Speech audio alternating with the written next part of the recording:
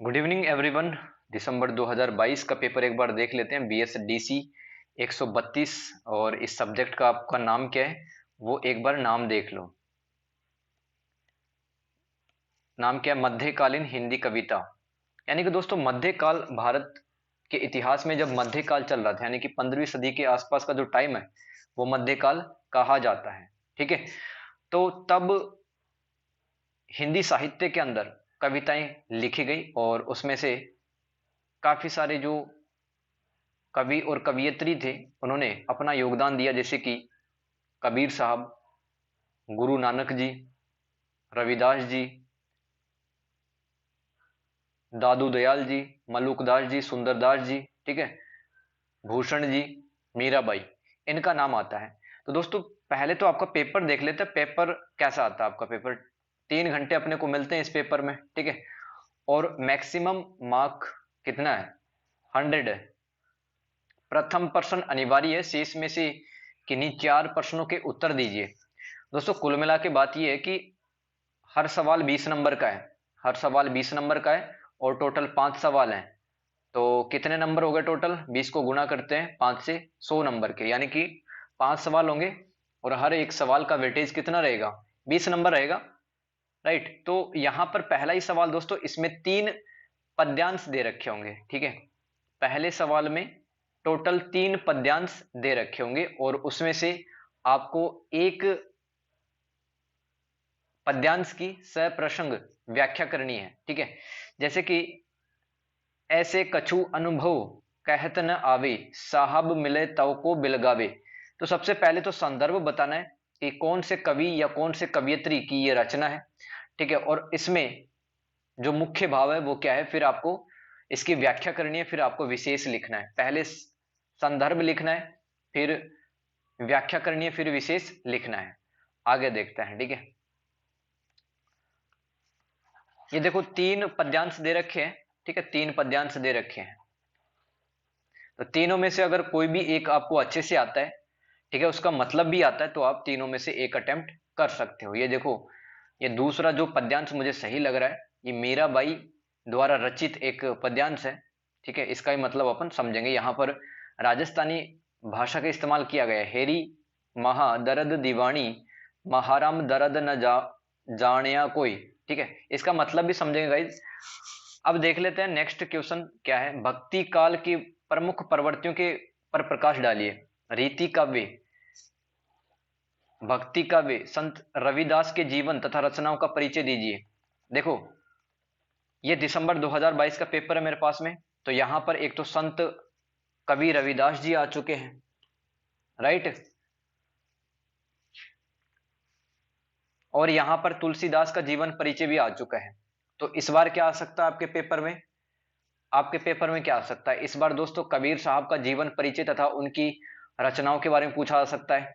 ठीक है, या रविदास जी का जीवन परिचय देते हुए उनकी रचनाओं के बारे में, या फिर मीरा जी की जन्म परिचय देते हुए उनकी रचनाओं के बारे में पूछिए।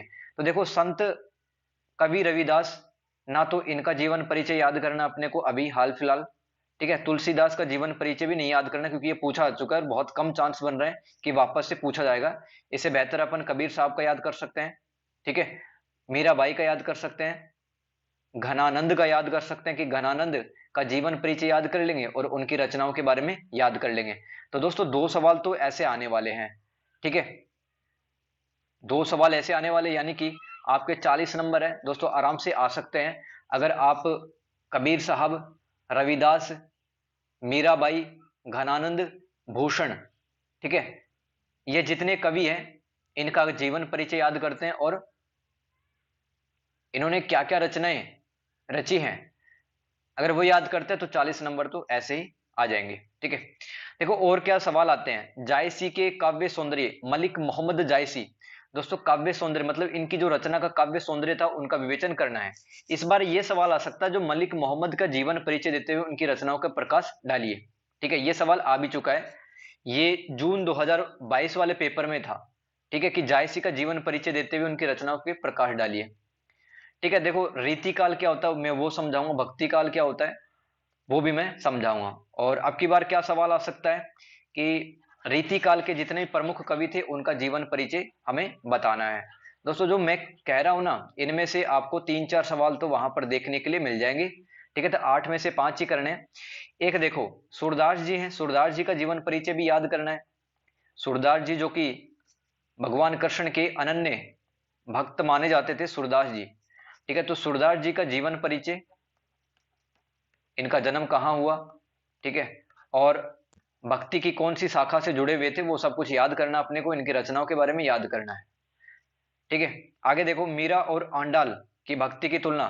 देखो मीरा उत्तर भारत की एक भक्ति आंदोलन को बढ़ाने वाली एक महिला थी, ठीक है। भक्ति से संबंधित रचनाएं की हैं, उत्तर भारत की रहने वाली थी। आंडाल कौन थी? दक्षिण भारत में जब भक्ति आंदोलन चला था तो वहां पर काफी सारी कविताएं लिखी थी दक्षिण भारत की। तो मीरा उत्तर भारत की कवियत्री थी और आंडाल दक्षिण भारत की कवियत्री थी।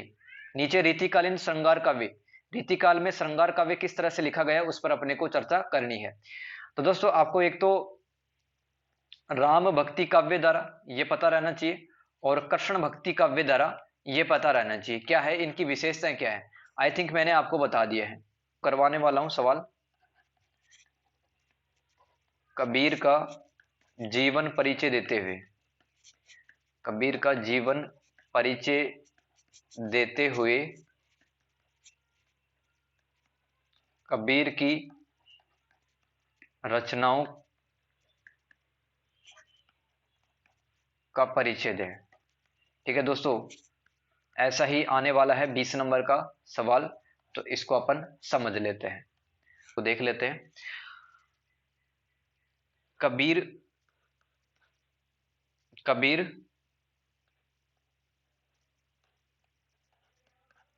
हिंदी भक्ति काव्य के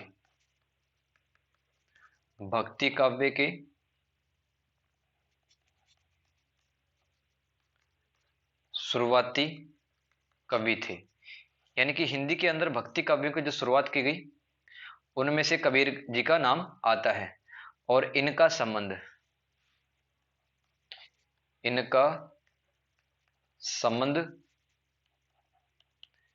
ज्ञानाश्रयी शाखा से था। देखो, ज्ञानाश्रयी शाखा, इसका मतलब क्या है? ठीक है, रटना नहीं अपने को कुछ भी। ज्ञानाश्रयी शाखा, इस शाखा को जो भी कवि मानता है उसके अनुसार भक्ति का आधार क्या है? ज्ञान है।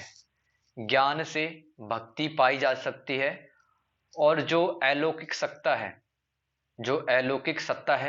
जो अव्यक्त सत्ता है, जिसके बारे में सिर्फ महसूस किया जा सकता है, जिसको देखा नहीं जा सकता है, जिसको स्पर्श नहीं किया जा सकता है, सिर्फ महसूस कर सकता भक्त, ठीक है। तो वो कैसे संभव है? वो ज्ञान के माध्यम से ही संभव है। देखो, जीवन में काफी सारे विषयों को लेकर हम अंधकार से घिरे हुए हैं, ठीक है। हमारे जीवन में काफी सारा ज्ञान से संबंधित अंधकार है, हमें काफी सारी चीजों के बारे में पता नहीं है। तो जैसे जैसे दोस्तों अपन ज्ञान की प्राप्ति करते जाते हैं वो अंधकार दूर हटता चला जाता है, ठीक है। ऐसे ही दोस्तों जो व्यक्ति अध्यात्म के रास्ते पे चलते हैं तो धीरे धीरे उनका अंधकार छटता हुआ चला जाता है, क्योंकि वो ज्ञान हासिल करने लग जाते हैं। तो दोस्तों भक्ति है वो ज्ञान से पाई जा सकती है। भक्ति का आधार क्या है? ज्ञान है, नॉलेज है। तो ज्ञानाश्रय को मानने वाले जो भक्त हैं वो क्या समझते हैं कि भाई भक्ति कैसे पाई जा सकती है? ज्ञान के माध्यम से पाई जा सकती है। तभी तो अपन उस जो परम सत्ता है, जो अलौकिक सत्ता है, जो अव्यक्त सत्ता है, जिसको व्यक्त नहीं किया जा सकता है शब्दों के अंदर, जिसको महसूस किया जा सकता है, और अगर एक बार महसूस कर लिया है तो काफी ज्यादा आनंद की प्राप्ति होती है, तो वो शाखा कहलाती है ज्ञानाश्रयी शाखा। देखो अब इनकी माता का नाम और पिता का नाम देख लेते हैं। इनके जो माता पिता थे उनका नाम क्या था? माता पिता का नाम, ठीक है, नीमा और नीरू। नीमा और नीरू इनके माता पिता का नाम था। और इनका जन्म 1398 ईस्वी में कहां पर हुआ? वाराणसी। वाराणसी, और वाराणसी कहाँ पे है? उत्तर प्रदेश में है, राइट। तो अपने को ये पता रहना चाहिए। अब देखो इनके जन्म को लेकर, और दोस्तों इनके माँ बाप कौन थे, क्या ये इनके वास्तविक माँ बाप थे? है ना, कोई लोग कहते हैं कि मतलब जो कबीर जी को जो माता थी वो विधवा विधवा थी, ठीक है। विधवा की कोख से कबीर साहब जन्म लेते हैं, ठीक है। तो वो ब्राह्मण औरत थी, ठीक है। तो ब्राह्मण औरत थी तो उन्होंने कबीर साहब को एक पेड़ पे छोड़ दिया था, और वहां पर मतलब एक माता पिता आते हैं इनके, नीमा और नीरू, नीमा और नीरू, नीमा और नीरू, ठीक है। ये उस बच्चे को देख लेते हैं और अपने घर लेकर आ जाते हैं, ठीक है। एक सेकेंड। देखो कबीर साहब के जन्म को लेकर काफी सारे मतलब कहानियां वगैरह हैं कि ये नीमा और नीरू इनके वास्तविक माँ बाप थे, या इन्होंने कहीं पर बच्चा देखा था ये रोता हुआ, ठीक है। तो अभी मतलब ये मतभेद चलता है विद्वानों के बीच में लेकर, ठीक है। लेकिन एक बात कंफर्म है कि ये जो नीमा और नीरू थे ये जुलाहा थे। जुलाहा कौन लोग होते हैं? जो दोस्तों कपड़ों को बुनते हैं, कपड़ों के कपड़ों की बुनाई करने वाले, बुनाई करने वाला वर्ग क्या कहलाता है समाज के अंदर? जुलाहा कहलाता है, ठीक है। तो नीमा और नीरू कौन थे? जुलाहा थे। और अभी अभी ये जुलाहा का काम इन्होंने सीखा ही था, ठीक है। देखो उस जिस टाइम पर कबीर साहब का जन्म हुआ था तो सिकंदर लोदी, सिकंदर लोदी उस समय भारत पर शासन कर रहे थे, और ये जो नीमा और नीरू थे अभी अभी मुस्लिम बने थे, ठीक है। अभी अभी मुस्लिम बने थे और ये जुलाहा का काम करते थे, तो कबीर साहब भी आगे चलकर जुलाहा का काम सीख जाएंगे और यही करेंगे। देखो कबीर साहब के इनके पास में कोई प्रारंभिक शिक्षा नहीं थी, इनके पास में कोई प्रारंभिक शिक्षा नहीं थी। केवल भारत में अलग अलग स्थानों पर घूम घूम कर इन्होंने ज्ञान को हासिल किया था, ठीक है। तो इनके पास में कौन सा ज्ञान था? अनुभव वाला ज्ञान। अब देखो हमारे जो माता पिता हैं वो काफी ज्यादा पढ़े लिखे नहीं है कईयों के, ठीक है। लेकिन उनको काफी सारी चीजें पता है समाज की, ठीक है। काफी चीजों के बारे में वो सटीक बता देते हैं। दोस्तों ये कैसे होता है इंसान के साथ में, अगर कोई पढ़ा लिखा नहीं है लेकिन उसको फिर भी काफी ज्यादा बातें आती हैं? दोस्तों एक्सपीरियंस के साथ में, ठीक है। टाइम के साथ में एक व्यक्ति को बहुत सारी चीज आ जाती है, जरूरी नहीं है कि उसके पास में कोई डिग्री हो, कोई शिक्षा हो, ठीक है। तो कबीर साहब के पास में कौन सा ज्ञान था? अनुभव वाला ज्ञान था, ठीक है। किताब वाला ज्ञान नहीं था इनके पास में, क्योंकि जो कबीर साहब थे वो निम्न जाति से संबंध रखते थे, निम्न जाति से आते थे, ठीक है।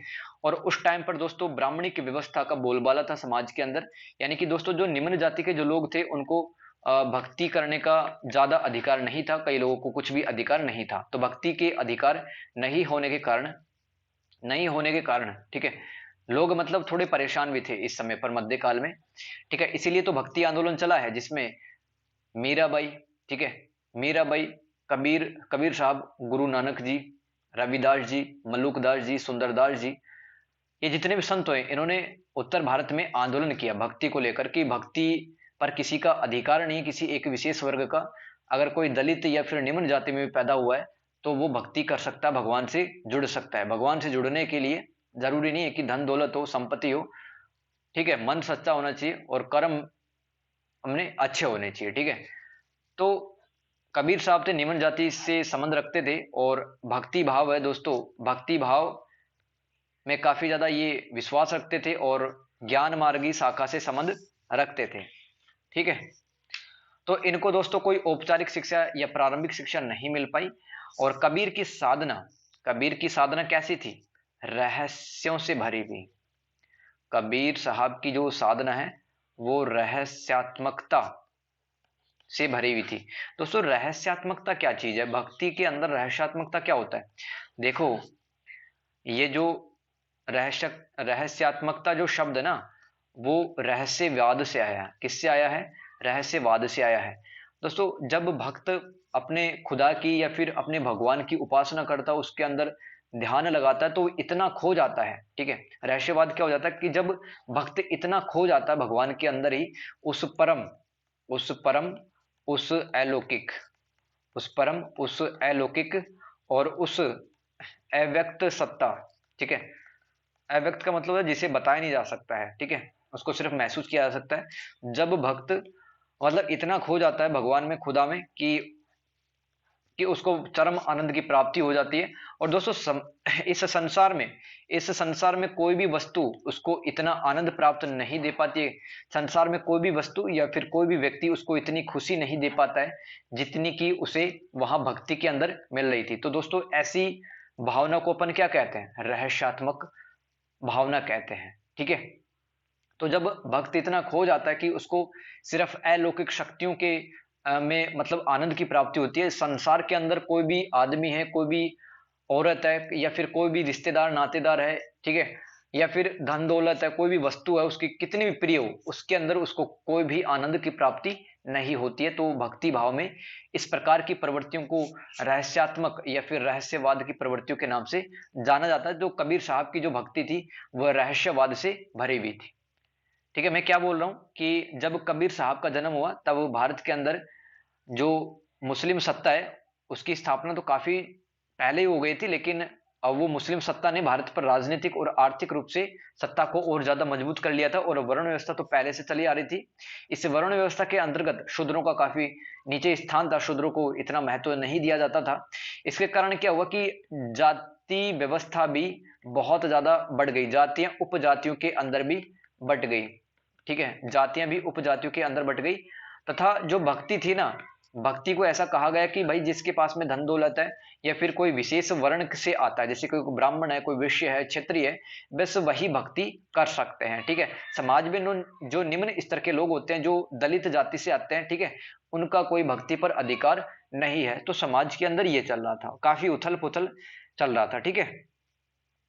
तो दोस्तों इस समय पर हो जाता भक्ति आंदोलन, और भक्ति आंदोलन के बाद में मतलब हर व्यक्ति अपने अपने मतलब स्तर पर भक्ति करता है, चाहे वो आंख बंद करके भगवान का नाम स्मरण करता हो, ठीक है, या फिर नाम जप करके, नाम जप करके, जैसे कि राम राम राम राम ये बार बार बोलते हैं। तो इसको अपन कह रहे हैं कि नाम जप से भगवान की प्राप्ति पर अब प्रत्येक व्यक्ति वो ध्यान देने लग गया था। और हर एक व्यक्ति का लक्ष्य क्या होता था कि मुझे मोक्ष की प्राप्ति करनी है। मोक्ष क्या होता है? देखो, ये एक सनातन धर्म की एक सोच है। इस मोक्ष सोच के अंतर्गत मतलब व्यक्ति ये सोचता है कि इस संसार के अंदर, इस दुनिया के अंदर काफी सारे दुख है, ठीक है, काफी सारे दुख है यहाँ पर। मतलब जब व्यक्ति का जन्म हो जाता है तो जन्म ही इसलिए होता है कि वो संसार संसार दुख का कारण है। भगवान बुद्ध ने क्या कहा था? संसार दुख का कारण है। और इस धरती पर जब भी जन्म होता है तब से लेकर जब वो आदमी मृत्यु तक जाता है तब बहुत ज्यादा दुख, ठीक है, सुखों से ज्यादा दुख है यहाँ पर, ठीक है, सुखों से ज्यादा दुख है। तो हर व्यक्ति क्या चाहता है कि मैं इस धरती पे ना हूं, मैं उस परम सत्ता के पास में रहूं, ठीक है, भगवान के पास में रहूं, और मुझे क्या मिल जाए? मोक्ष मिल जाए। तो हर व्यक्ति का लक्ष्य मोक्ष यहाँ पर हो चुका था। अब कबीर साहब की जो रचनाएं दोस्तों वो बीजक ग्रंथ में हमें मिलती हैं। ध्यान रखना, कबीर साहब की रचनाएं हमें किस में मिलती हैं? बीजक ग्रंथ में, बीजक ग्रंथ में, ठीक है, ये रट लो। कबीर साहब की जो रचनाएं हमें बीजक ग्रंथ में मिलती हैं,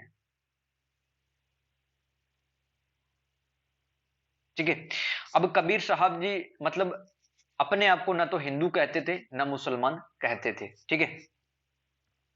और दोस्तों अगर उनको कोई धूनी रमाता हुआ योगी मिल जाता था, उनको कोई धुनी रमाता हुआ व्यक्ति मिल जाता था, मतलब जो संत है, कोई मतलब कोई संत काफी ज्यादा कठिन तपस्या कर रहा है, उसको कहते थे कि ये तो कच्चा योगी है, इसको भक्ति का सच्चा अर्थ नहीं पता है, ये तो कच्चा योगी है, ये तो कच्चा योगी है, ठीक है।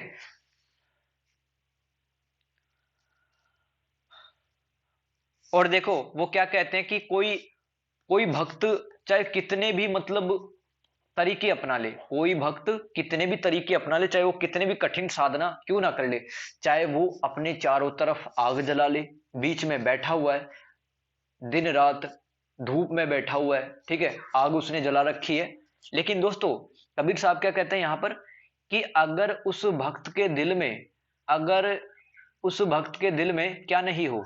भगवत भक्ति नहीं हो, यानी कि भगवान से उसका कोई कनेक्शन नहीं हो, ठीक है। तो दोस्तों ऐसी साधना किस काम की, ऐसी साधना किस काम की, ऐसी कठिन साधना किसी काम की नहीं है और भगवान की प्राप्ति नहीं हो सकती, भगवान को फील नहीं किया जा सकता। तो कबीर साहब है मतलब ऐसे योगियों की, जो हठ योगी रहा करते थे, उनकी आलोचना करते हैं।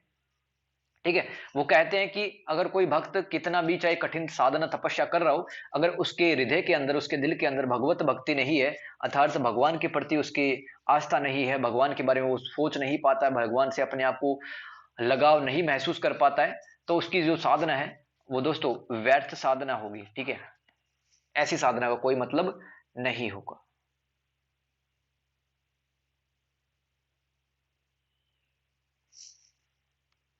दिखने में कैसे थे और उनका स्वभाव कैसा था वो एक बार देख लेते हैं।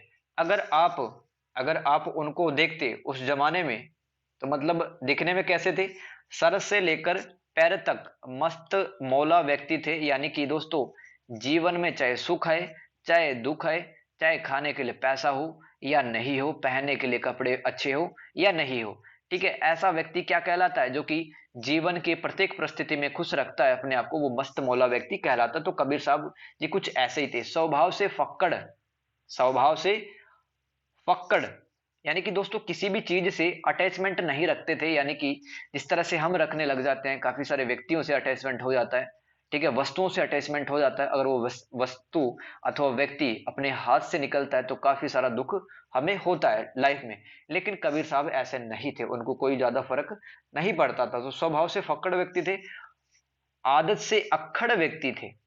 आदत आदत से कैसे थे,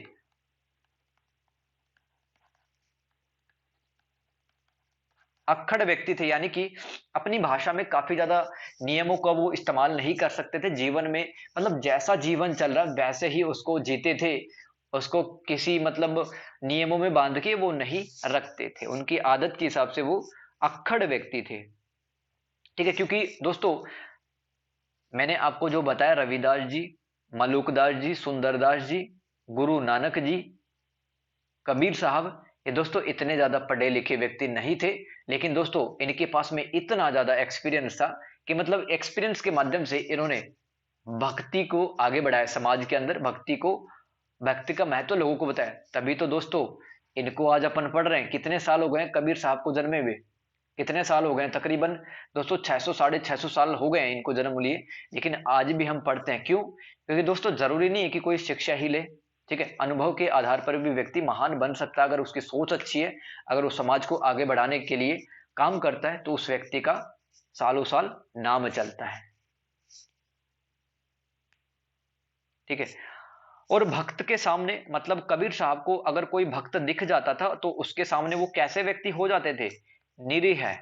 निरीह का मतलब क्या होता है, दोष रहित, निर्दोष। कबीर साहब है मतलब निरीह हो जाते थे, अगर उनको कोई भक्त दिखता था तो कैसे हो जाते थे उनके सामने, निर्दोष, बिल्कुल मासूम से। ठीक है, और दोस्तों वेशधारी के आगे, यानी कि कोई उनको संत ऐसा दिखता था जो कि मतलब सफेद कपड़ों के अंदर घूम रहा है, ठीक है, और दोस्तों काफी सारे मतलब जनेऊ वगैरह, माला वगैरह पहन रखी है, ठीक है, एक प्रॉपर ड्रेसिंग सेंस है उस संत के पास में, तो वेशधारी के सामने कैसे हो जाते थे, प्रचंड हो जाते थे। यानी कि आलोचना वगैरह किया करते थे। वो कहते थे कि ड्रेस पहनने से कुछ नहीं होगा जब तक कि आपके दिल के अंदर क्या नहीं है, भगवान के प्रति लगाव नहीं है, भगवत भक्ति नहीं करते, तो इस ड्रेस का कोई भी मतलब नहीं है। ठीक है, ये तो सिर्फ पाखंड है, ये सिर्फ आडंबर है। ठीक है, अगर मन से बात करें कि कबीर साहब मन से कैसे थे, कोमल व्यक्ति थे दोस्तों, ठीक है, और बाहर से कैसे थे, कठोर, बिल्कुल स्वभाव कैसा था, कठोर स्वभाव था। ठीक है, और कर्म से कैसे थे, वंदनीय थे। मतलब दोस्तों कबीर साहब ने ऐसे कर्म किए कि इनकी पूजा करनी चाहिए। ठीक है, तो यहां तक समझ में आया कबीर साहब जी के जीवन के बारे में, उनकी क्या सोच थी।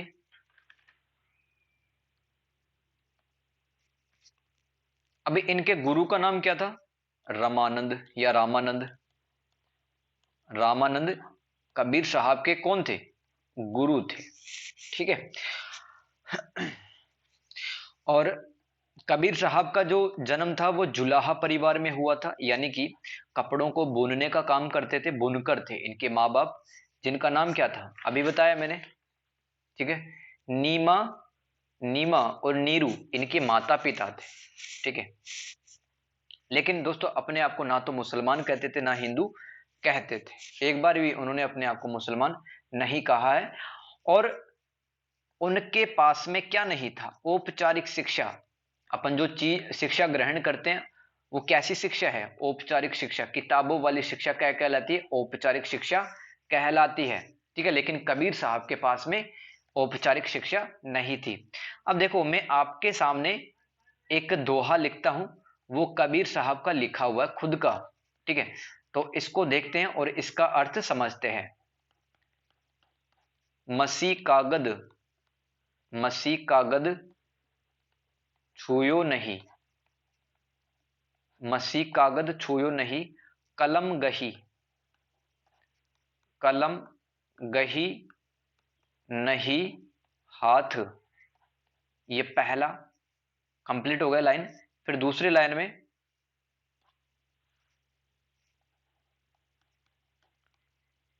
चारियु जुग की महात्म,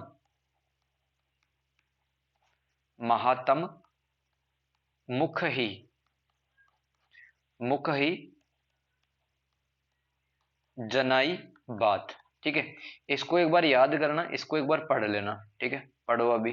दोस्तों इसी दोहे को आपको याद करना है, याद रह जाए तो बहुत बढ़िया बात है, नहीं याद रहे तो इसका अर्थ आपको पता रहना चाहिए।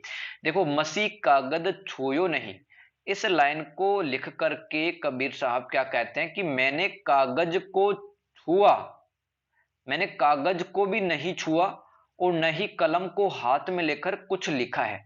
मसी कागज छुयो नहीं, यानी कि मैंने कभी भी कागज को छुआ नहीं है, ना ही मैंने कलम को छुआ है और कुछ लिखा है कलम से। कलम मतलब पेन जिससे अपन लिखते हैं। तो कबीर साहब ने कभी ना तो कभी कागज को छुआ है, ना ही लिखने वाली कलम को छुआ है।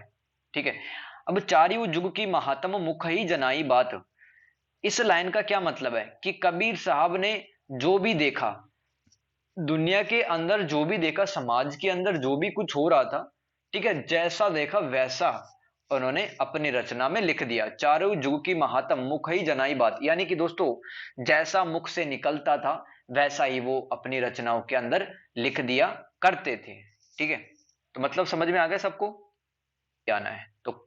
लोई कौन थी, लोई इनकी कोई लोग पत्नी बताता है, कोई शिष्या बताता है, यानी कि अभी तक ये विद्वानों के बीच में बहस का एक चर्चा है। ठीक है, लोई कौन थी, ठीक है, इनकी पत्नी थी या शिष्य, अधिकतर जहां पर भी अपन पढ़ते हैं वहां पर लोई को इनकी पत्नी, इनकी वाइफ बताते हैं कबीर साहब की। ठीक है, तो ये था कबीर साहब का जीवन परिचय।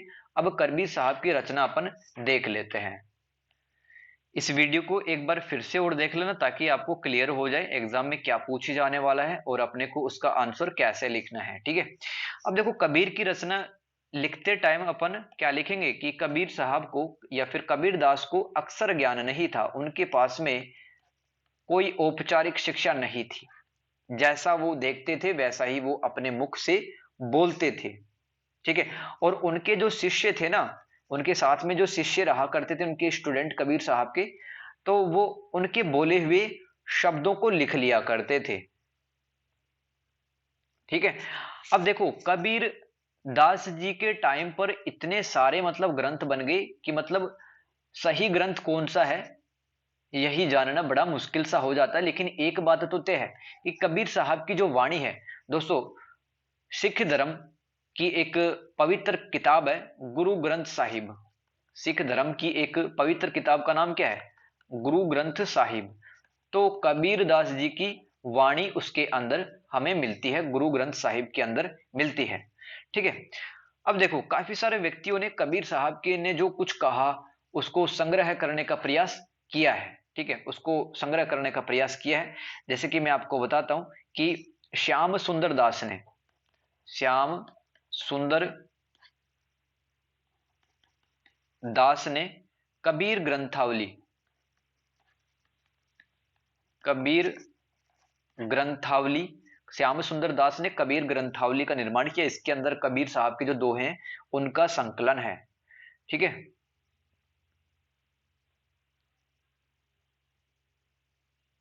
और हिंदी साहित्य के अंदर हरिओद नाम से एक कवि हैं।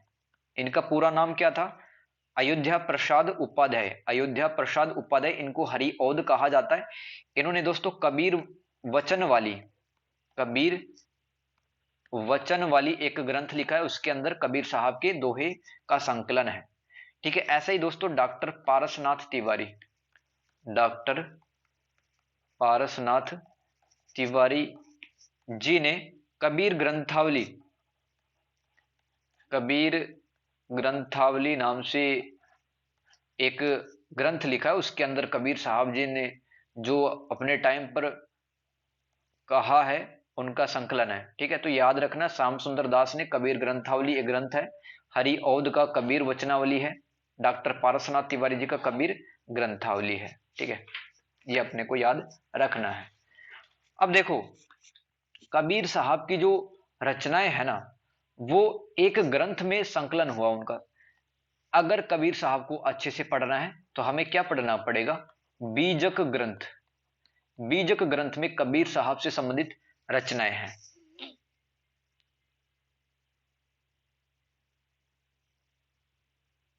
ठीक है। अब कबीर साहब ने इस बीजक ग्रंथ के अंदर क्या क्या बताया है? उन्होंने बताया है, ठीक है, सृष्टि के बारे में बताया। सृष्टि मतलब ये दुनिया, ये जो अपने को दिखता है, इसको आप लौकिक जगत भी कहते हो, लौकिक जगत। और जो ऐसा संसार जो कि हमें दिखता ही नहीं है, जिसको अपन व्यक्त नहीं कर सकते, उसको क्या कहते हैं? अलौकिक जगत, जिसके अंदर भगवान रहते हैं। ठीक है। तो उन्होंने बीजक ग्रंथ में सृष्टि के बारे में बताया है। ठीक है। और माया के बारे में बताया। माया का मतलब ये जो हमें धन दौलत दिखाई देती है, ये जो हमें रिश्तेदार नातेदार दिखाई देते हैं, ये सब क्या है? एक माया का रूप है। ठीक है। इसके बारे में पता चलता है। और जीव के बारे में पता चलता है। इसके अलावा मोक्ष, ठीक है, मोक्ष और सदगुरु महिमा, यानी कि गुरु की महिमा, और भक्ति, ठीक है, सत्य का अनुभव, सत्य का अनुभव, और कष्टों के बारे में पता चलता है। साथ ही साथ सत्संग की महिमा। सत्संग का मतलब क्या होता है? संतों के साथ में जो किया गया संग है वही सत्संग कहलाता है। जैसे कि अपन किसी गुरु महाराज की वाणी सुनते हैं सत्संग के अंदर जाकर के, तो वो क्या कहलाएगा? सत्संग। सत्संग का मतलब क्या? संतों के साथ में बैठ करके उनके उपदेश सुनना, क्या कहलाएगा? सत्संग।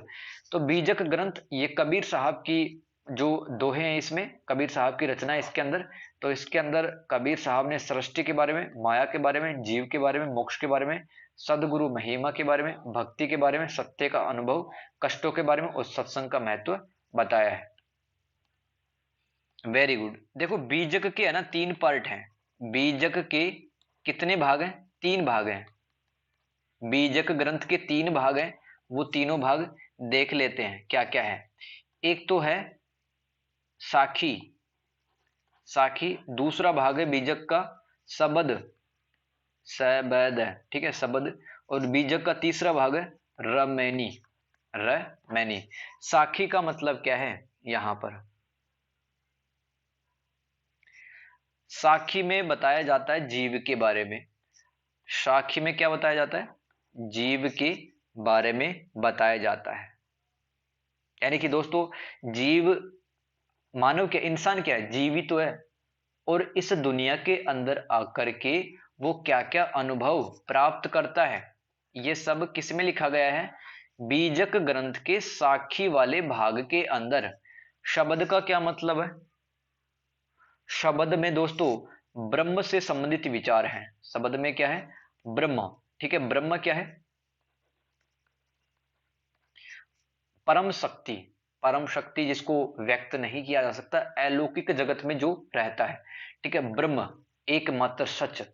ठीक है। तो शब्द में क्या मिलता है? ब्रह्म के बारे में पता चलता है, उस परम सत्ता के बारे में लिखा हुआ है। रमेनी में क्या मिलता है? रमेनी में मिलता है अपने को जगत, जगत व्यवहार, रमेनी के अंदर क्या मिलता है? जगत व्यवहार। ठीक है, तो जगत व्यवहार के अंदर मतलब क्या पता चलता है कि एक जीव है वो दूसरे जीवों से किस तरह से व्यवहार करता है। तो यह अपन कबीर साहब के जो रचनाएं हैं उन रचनाओं का संकलन किसमें मिलता है सबसे ज्यादा? बीजक ग्रंथ में। तो बीजक ग्रंथ के 3 भाग है, साखी, शबद, रमेनी। साखी में मिलता है जीव के बारे में कि जीव इस धरती पर इस दुनिया में आकर के क्या अनुभव करता है। शबद का मतलब होता है ब्रह्मा, यानी कि उस परम शक्ति को वो किस तरह से अनुभव करता है। ठीक है, रमेनी का क्या मतलब है? जगत व्यवहार। जगत व्यवहार इसमें लिखा हुआ है। ठीक है, तो ये एक 20 नंबर का सवाल अपना कंप्लीट होता है। 20 नंबर का सवाल आ सकता है कबीरदास जी वाले चैप्टर से। ठीक है, एक यहां पर कबीरदास जी का काव्य है और उसकी व्याख्या अपन देख लेते हैं। ठीक है, झीनी झीनी, किसी के पास में बुक है तो वो देख सकता है। झीनी झीनी बिनी चदरिया, झीनी झीनी बीनी चदरिया, काहा के, काहा के ताना। मैं एक बार आपको पढ़ाई देता हूं, एक सेकंड आप रुकिए। तो कबीर साहब की एक रचना है झीनी झीनी बिनी बदरिया। ठीक है, झीनी झीनी बिनी चदरिया, कहा के ताना कहा के भरनी, कौन तार से बिनी चदरिया। और ये अंत होती है दास कबीर यतन से ओढ़िन, ज्यों का त्यों धरी दिनी चदरिया। इसकी आपकी आगे आएगी सप्रसंग व्याख्या। तो आपको संदर्भ लिखना पड़ेगा, व्याख्या करनी पड़ेगी और विशेष इसके बारे में लिखना पड़ेगा। ठीक है, कबीर साहब इस रचना के माध्यम से क्या कहना चाहते हैं कि झीनी झीनी चदरिया। ठीक है, झीनी झीनी का मतलब यहां पर चादर, और चादर पुरानी भी हो सकती है, चादर श्रेष्ठ भी हो सकती है। तो कौन सी चादर की बात कर रहे हैं यहाँ पर? पहनने वाली चादर नहीं, जो हाड़ मास है ना उसके ऊपर जो त्वचा लगी हुई है उसी को चादर यहां पर कहा जा रहा है। ठीक है, अपने हाड़ मास के ऊपर जो स्किन है ना, स्किन, उसी को क्या कहा जा रहा है यहाँ पर? चादर कहा जा रहा है। तो देखो कबीर साहब जी कह रहे हैं ये जो चादर है ना इंसान के शरीर पर लिपटी हुई है, ये चादर किस ताने बाने से निर्मित हुई है? किस ताने बाने से निर्मित हुई है और किस तार अथवा सूत से यह बनी है? ये जो शरीर के ऊपर जो चादर लगी हुई है ये किस सूत अथवा किस तार से बनी हुई है? आगे कहते हैं कि इंगला पिंगला ताना बाना है। देखो इंगला पिंगला क्या होते हैं? हमारी शरीर के अंदर नाड़ियों के नाम है ये। ठीक है, इंगला और पिंगला हमारे मानव शरीर की नाड़ियों के नाम है। ठीक है, तो ये इंगला और पिंगला से बना हुआ है इंसान का शरीर। और दोस्तों एक तार है जिस तार का नाम क्या है? सुषुम्न तार। उस तार का नाम क्या है? सुषुम्न तार। ठीक है, और सुषुम्न तार की सहायता से ये जो शरीर है वो बंधा हुआ है, ये बना हुआ है। ठीक है, वापस से सुनो। इस इस काव्य की रचना के माध्यम से कबीर साहब ये पूछते हैं, ठीक है, कि ये जो चादर बना हुआ है इंसान के हाड़ मांस का जो शरीर है उसके ऊपर जो चादर लिपटी हुई किस ताने बाने से बना हुआ है, ये किस सूत अथवा किस तार से बना हुआ है? तो आगे वो खुद ही कहते हैं कि मतलब ये जो इंगला पिंगला है, ठीक है, इंगला पिंगला, इनसे ये तो ताने बाने का निर्माण है। ठीक है, इंगला पिंगला से शरीर बना हुआ है और जो तार है वो सुषुम्न है। सुषुम्न क्या है? ये भी एक नाड़ी है। ठीक है, सुषुम्न नाड़ी क्या है? मतलब जो गर्दन से लेकर दोस्तों अपने मतलब रीढ़ की हड्डी जहां पर खत्म होती है वहां तक एक नाड़ी जाती है, सुषुम्न नाड़ी। तो वो एक तार का काम करती है। तो हमारा जो शरीर है वो इंगला पिंगला नाड़ियों से तथा सुषुम्न नाड़ियों से मिलकर बना हुआ है। ठीक है, और सुषुम्न नाड़ी है वो एक तार का काम करती है। अब देखो यहां पर कहते हैं कि कबीर साहब शरीर का निर्माण 5 तत्वों से मिलकर होता है। शरीर का निर्माण 5 तत्वों से मिलकर होता है। देखो मैं लिख देता हूं कौन कौन से तत्व हैं, याद करने की कोशिश करना। आकाश, आकाश, वायु, अग्नि, अग्नि मतलब आग, ठीक है, जल, पृथ्वी। तो कबीर साहब क्या कहते हैं कि शरीर का निर्माण पंच तत्वों से मिलके बना हुआ है। ठीक है, इनको क्या कहते हैं अपन? पंच तत्व कहते हैं या पंच महाभूत भी कहते हैं इनको, पंच महाभूत। ठीक है, तो इन तत्वों को क्या कहते हैं अपन? पंच तत्व अथवा पंच महाभूत तत्व। तो कबीरदास जी कहते हैं कि जो इंसान का शरीर है ये पंच तत्वों से मिलकर बना हुआ था, आकाश से, वायु से, अग्नि से, जल से और पृथ्वी से। ठीक है। और दोस्तों ये तो हो गए पांच तत्व।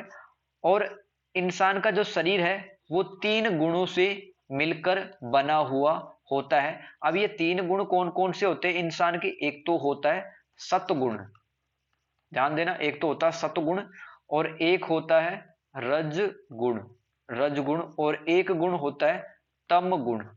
अब ये होते क्या गुण?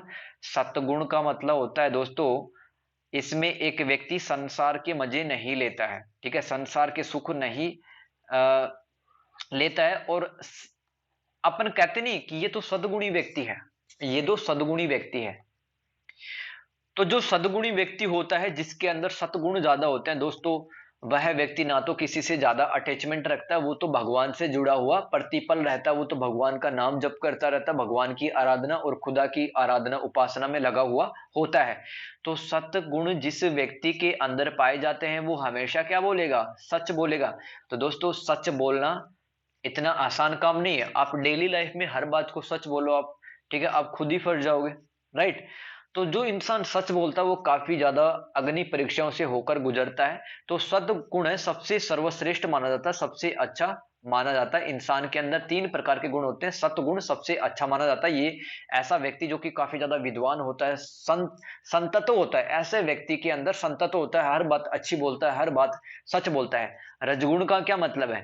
कि जिस व्यक्ति में रजगुण पाया जाता है, जिस व्यक्ति के अंदर रजगुण पाया जाता है दोस्तों, कभी तो उसका मन कहता है कि संसार के सुख भोग ले, संसार के सुख भोग ले, संसार के अंदर जितने भी सुख है ना उनको भोग कर ले, यानी कि जो भी आता है खाना उसको खा ले, धन दौलत इकट्ठा कर ले, रिश्तेदार नातेदार रिश्ते बना ले, ठीक है।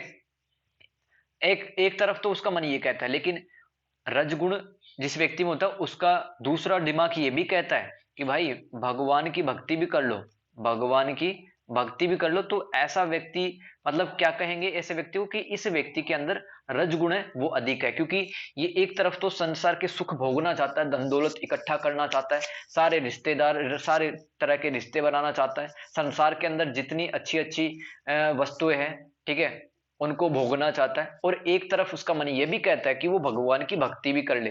तो ऐसा व्यक्ति क्या कहलाएगा? कि इस व्यक्ति के अंदर तो रजगुण है। अब तम गुण क्या होता है दोस्तों? जो राक्षस टाइप के जो लोग होते हैं, जो कि गलत बोलते हैं, गाली निकालते हैं, पाप करते हैं, ठीक है, दूसरों को तंग परेशान करते हैं, तो हम उसको अंदर क्या कहेंगे कि भाई इस व्यक्ति के अंदर तम गुण है। जो व्यक्ति पापी होता है, जो व्यक्ति राक्षसी प्रवृत्तियों का होता है, जो व्यक्ति झूठ बोलता है, जो व्यक्ति अपने कर्मों से भी सही नहीं होता है, जो व्यक्ति विश्वासघात करता है, माँ बाप की सेवा नहीं करता है, अपने कर्मों पर ध्यान नहीं देता है, ईमानदारी से जीवन नहीं बिताता है, तो हम क्या कहेंगे उस व्यक्ति के लिए? कि इस व्यक्ति के अंदर तम गुण है। तो कबीरदास जी कहते हैं कि हमारा जो इंसान का जो शरीर है वो पंच महाभूत तत्वों से या फिर पंच तत्वों से मिलकर बना होता है, आकाश वायु अग्नि जल पृथ्वी। और शरीर में तीन गुण होते हैं, शरीर के अंदर तीन गुण होते हैं। तो जब हमारा जो शरीर है वो ऐसा, हमारा जो दिमाग है वो कभी कभार तो ऐसा सोचता है कि यार पैसा कमाते हैं, इस दुनिया के अंदर जीते हैं, रिश्ते बनाते हैं, तब हम किस तरफ आ जाते हैं? तब दोस्तों हम आ जाते हैं रजगुण की तरह, ठीक है, रजगुण अपने अंदर आ जाते हैं कि एक तरफ तो भगवान को भी चाहते हैं, एक तरफ धन दौलत इनको भी इकट्ठा करना चाहते हैं। अगर हम सच बोलने लग जाएंगे तो हमारे अंदर सत्व गुण आ जाएगा, सतगुण आ जाएगा, सच बोलने लग जाएंगे। और दोस्तों कभी कभार हमारा मन करता है कि मतलब गाली निकाले, लड़ाई करे, किसी से झूठ बोले, पाप करे, ठीक है, तब हम हमारे अंदर कौन सा गुण हावी हो जाएगा?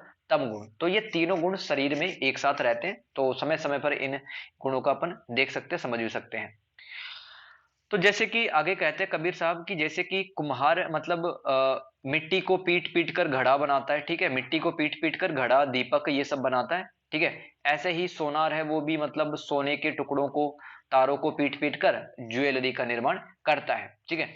उसी प्रकार से जो चादर है ना, जो शरीर के मतलब जो हाड़ मांस के ऊपर जो लगी हुई है ये चादर, इसको भी ठोक ठोक के ईश्वर ने, भगवान ने इस चादर को भी ठोक ठोक के इंसान को बनाया है, ठीक है दोस्तों। लेकिन जब जीवन मिल जाता है, ठीक है, मतलब ऐसा कहा जाता है कि जब मतलब इंसान है ना इंसान मतलब पेट के अंदर रहता है, गर्भ के अंदर रहता है, ठीक है। तो वो उल्टा लटका हुआ रहता है, ठीक है, काफी कष्ट होते हैं। आप ये समझो कि जब माँ के पेट के अंदर एक बच्चा रहता है तो उसको ना तो ढंग से सांस आ पाता है, ना ढंग से खाना खा पाता है, ना इस दुनिया के सुख भोग पाता है। तो भगवान को अंदर ही अंदर कहता है कि हे भगवान, मुझे इस नरक से, मुझे इस विषम परिस्थितियों से बाहर निकाल दो। एक बार मैं बाहर आ जाता हूँ दुनिया के अंदर तो मैं आपका ही ध्यान रखूंगा। लेकिन दोस्तों संसार में आते ही उसको क्या मिल जाता है? माया मिल जाती है उसको, तरह तरह की वस्तुएं, तरह तरह के व्यक्ति, तरह तरह के रिश्ते उसको मिल जाते हैं, भगवान को वो भूल जाता है, ठीक है। तो कबीरदास जी कहते हैं कि विषय वासना, इस दुनिया के अंदर इंसान है वो विषय वासना में खो जाता है। वासना मतलब किसी विषय के प्रति, जैसे कि मतलब कोई मोबाइल बहुत ज्यादा पसंद है, उसी के बारे में सोचते रहते हैं, या फिर कोई इंसान हमें बहुत ज्यादा पसंद आता है, उसी के बारे में सोचते रहते हैं, तो हम विषय वासना से ग्रस्त होते हैं। उस समय पर अपन खुदा को, भगवान को भूल जाते हैं, ठीक है। और हमें कबीरदास जी कहते हैं कि हम ईश्वर के अंश हैं, ईश्वर के ही हम टुकड़े हैं, ईश्वर के ही अंश हैं, ठीक है।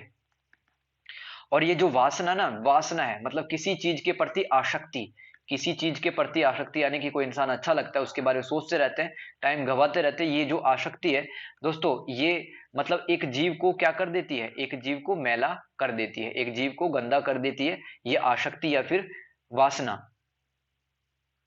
तो कबीरदास जी कहते हैं कि ईश्वर के दास कबीर ने इस शरीर और आत्मा को बहुत संयम और साधना से ओढ़ा है, ठीक है। ये जो चादर है ना, ये चादर हमें कैसे ओढ़नी चाहिए? हमें दोस्तों ये चादर ओढ़ तो ली है तो हमें दुनिया के अंदर साधना करनी है, ठीक है। और शरीर और आत्मा में संयम बनाना है, शरीर और आत्मा में संयम बनाना, ऐसा कहते हैं कबीरदास जी। यानी कि कुछ अच्छा खाने को मिल गया, पिज्जा, तो उस पर टूट नहीं पड़ना है। कोई इंसान बहुत सुंदर सा लग रहा है, उस पर टूट नहीं पड़ना है, ठीक है। कोई मोबाइल, कोई कार या फिर कोई बंगला, ठीक है, अच्छा लग रहा है तो इसका मतलब उस पर टूट नहीं पड़ना है। तो कबीरदास जी क्या कहते हैं कि शरीर और आत्मा के बीच में क्या बनाना है? संयम बनाना है, संयम बनाना है, बैलेंस बनाना है। तभी तो भगवान की तरफ जाने के लिए हम क्या होंगे? उन्मुख होंगे, भगवान के बारे में सोच पाएंगे, और हमारी जो साधना है वह सफल होगी। और हम अपनी आत्मा को क्या बना सकते हैं? पवित्र और निर्मल। निर्मल का मतलब यहाँ पर स्वच्छ, ठीक है। हम अपनी आत्मा को पवित्र और निर्मल बना सकते हैं।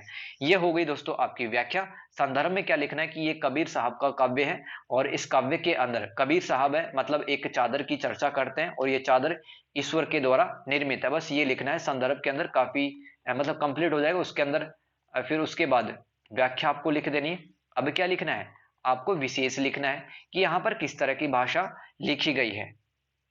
तो विशेष में आप पहला पॉइंट लिखोगे कि यहां पर कबीर साहब ने जो अनुभव किया है वही लिखा है, ठीक है। कबीर साहब ने दुनिया के अंदर आकर जो अनुभव किया है वही लिखा है। और दोस्तों ये मतलब जो शब्दावली है वो कैसी है? रूपक है। दोस्तों रूपक क्या होता है? रूपक एक अलंकार होता है, मतलब किसी भी वस्तु अथवा व्यक्ति की तुलना किसी दूसरे व्यक्ति अथवा वस्तु से की जाए तो वहां पर कौन सा अलंकार होता है? रूपक अलंकार, रूपक अलंकार। जैसे मैं कहूं सीता का मुख चंद्रमा के समान है, सीता का मुख चंद्रमा के समान सुंदर है। तो दोस्तों यहां पर कौन से अलंकार का प्रयोग किया गया है? अलंकार पता क्या होता है? अलंकार मतलब भाषा को और ज्यादा सुंदर बनाने के लिए हम अलंकारों का प्रयोग करते हैं, अपनी भाषा को प्रभावशाली बनाने के लिए। जैसे कि एक इंसान सुंदर कैसे बनता है? गहने पहन लेगा, ठीक है, मेकअप कर लेगा। वैसे ही दोस्तों भाषा का मेकअप क्या है? भाषा का गहना क्या है? अलंकार है। जैसे कि सीता का मुख, सीता का मुंह चंद्रमा के समान सुंदर है। तो दोस्तों यहां पर सीता का जो मुख है ना, उसकी तुलना किसके साथ में कर दी गई है? चंद्रमा के साथ, चांद के साथ में कर दी गई है। तो दोस्तों ये जो लाइन है, जैसे कि कबीर साहब क्या बताते हैं कि शरीर की जो ये स्किन है, शरीर की जो स्किन है ये किसके समान है? ये चादर के समान है। तो यहां पर रूपक अलंकार का प्रयोग किया गया है। ये दो बातें आपको लिख देनी है, ठीक है। ये दो बातें आपको लिख देनी है। आगे क्या कहते हैं कि मतलब कबीर दास जी मतलब भाषा को जानने वाले थे, ठीक है। भाषा को गहराई से जानते थे, भाषा को तथा अर्थ को गहराई से, गहराई से भाषा को तथा अर्थ, भाषा को तथा अर्थ को, अर्थ को गहराई से जानते थे, ठीक है। और दोस्तों भाषा पर उनकी पकड़ थी, भाषा पर उनकी पकड़ थी। और क्या लिखोगे, उनकी जो भाषा है, उनकी जो भाषा है वो व्यवहारिक थी। उनकी भाषा कैसी थी, व्यवहारिक थी। ठीक है, तो ये हो गया विशेष। आई होप दोस्तों आपको ये समझ में आया होगा। कबीर साहब का जीवन परिचय, कबीर साहब की रचनाओं का परिचय, ये पहला सवाल था 20 नंबर का। और दूसरा 20 नंबर का सवाल था कि कबीर साहब ने जो काव्य लिखा है, ठीक है, जो काव्य उन्होंने कहा है, तो उसकी मैंने आपको सह प्रसंग व्याख्या भी करवा दी। आई होप आपको समझ में आया होगा।